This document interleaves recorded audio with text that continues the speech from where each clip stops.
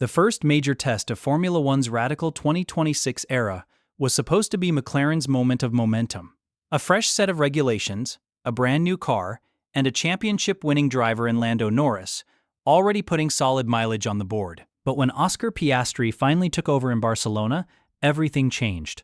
What should have been a full day of learning and development turned into a sudden shutdown. The MCL40 was stranded in the garage while engineers stripped it down piece by piece.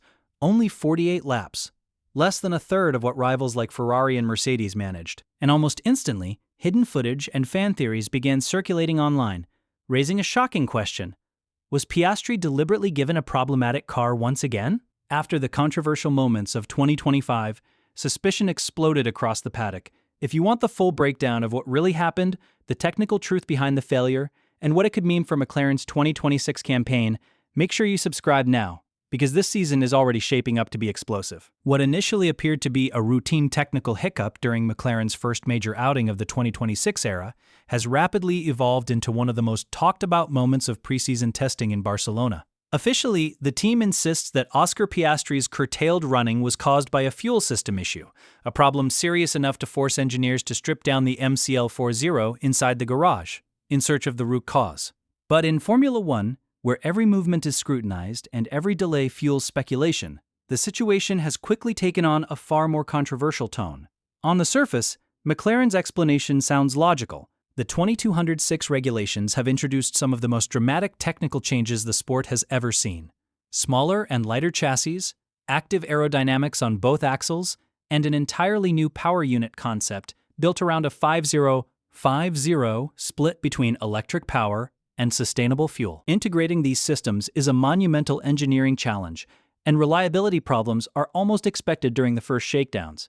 Yet what raised eyebrows across the paddock was just how severe McLaren's loss of running was. While Mercedes comfortably logged more than 160 laps and Ferrari surged past 170, Piastri managed just 48, less than a third of what McLaren's direct rivals achieved. In an era where data is king, and every lap helps teams understand energy management, aero behavior, tire degradation, and system temperatures, losing that much track time is a significant blow. But here's where the story becomes even more intriguing. Despite missing the entire afternoon session, when track conditions were warmer and more representative, Piastri still ended the day unofficially fourth fastest. That suggests the MCL40 may possess serious underlying pace, even in its raw early form. So the question becomes, if the car was genuinely quick, how did such a critical system fail so suddenly? Fuel system problems in modern Formula One are rarely simple leaks or minor malfunctions.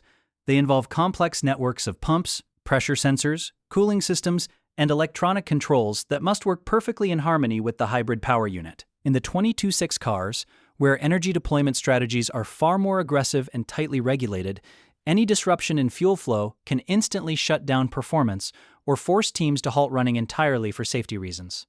Mark Temple confirmed the car's complexity was the main reason McLaren opted to dismantle it immediately rather than attempt a quick fix. The team wanted full clarity before returning to the track, yet as footage circulated online showing intense activity around Piastri's car, while Lando Norris enjoyed a relatively smooth first day, fans couldn't help but revisit the lingering tensions of the 2025 season. Last year, McLaren was repeatedly accused by sections of the fanbase of prioritizing Norris during strategic calls, upgrades, and race execution.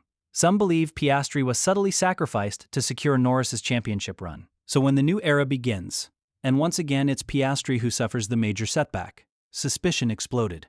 Was this simply bad luck? Or was McLaren's development focus once again weighted toward one side of the garage? Team principal Andrea Stella had previously admitted that McLaren skipped a private shakedown in favor of extensive whole-car dyno testing. The idea was to maximize development time and arrive in Barcelona with a more refined package. But that strategy comes with risk. Simulators and dynos can replicate many scenarios, but not the chaotic reality of a real circuit. Unexpected vibrations, heat cycles, pressure fluctuations, and real-world stress loads often reveal weaknesses no simulation can predict. Chief designer Rob Marshall even described the Barcelona running as an exercise in exploring the full envelope, deliberately pushing the car through extreme operating conditions to uncover hidden gremlins early. From that perspective, Piastri's breakdown may not be a disaster, but rather a success in identifying a weak point before official testing in Bahrain. And importantly, Both Marshall and Temple were adamant that the car's handling behavior matched expectations perfectly. No unpredictable snaps, no dangerous balance shifts, no alarming aerodynamic traits. In other words, the MCL40 appears fundamentally sound.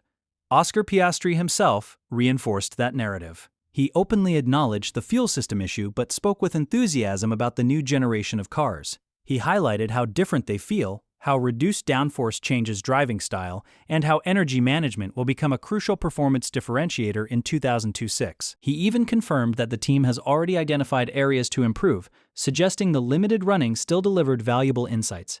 That hardly sounds like a driver who believes something sinister is happening behind the scenes.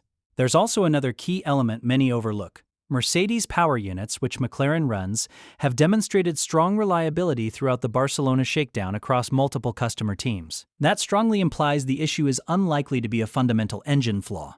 Instead, it points toward McLaren's own fuel system integration, packaging choices, or control software. All normal problem areas when launching a completely new car concept. Still, perception matters enormously in Formula One, and McLaren, entering 2026 as reigning champions, places them under an even brighter spotlight. Every lost lap becomes a headline. Every mechanical failure becomes a talking point. Every imbalance between teammates becomes a potential controversy. If Piastri continues to encounter reliability issues while Norris enjoys smooth running, the narrative of internal favoritism will only grow louder regardless of the technical reality. But if McLaren resolves these early gremlins swiftly and unleashes the true performance hinted at by Piastri's strong lap times, this moment may soon be remembered as nothing more than a typical teething problem of a revolutionary regulation cycle. There is also a psychological layer to this situation that cannot be ignored. Formula One drivers operate at their best when confidence in both the car and the team is absolute. Missing an entire afternoon of running, especially during a brand new regulation cycle, disrupts rhythm and limits a driver's ability to adapt instinctively to new systems, braking characteristics, and energy deployment strategies. For Piastri, that lost time carries extra weight. As one of the most technically minded drivers on the grid, he thrives on detailed feedback loops and incremental learning. Every lap removed from his program is a lap of understanding surrendered to rivals, particularly those enjoying uninterrupted test days.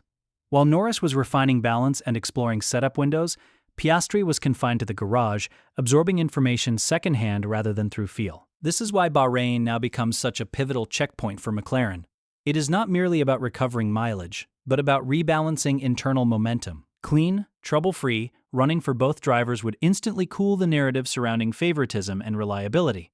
But any repeat of asymmetric setbacks risks turning what should be a routine testing story into a season-long subplot that McLaren can ill afford.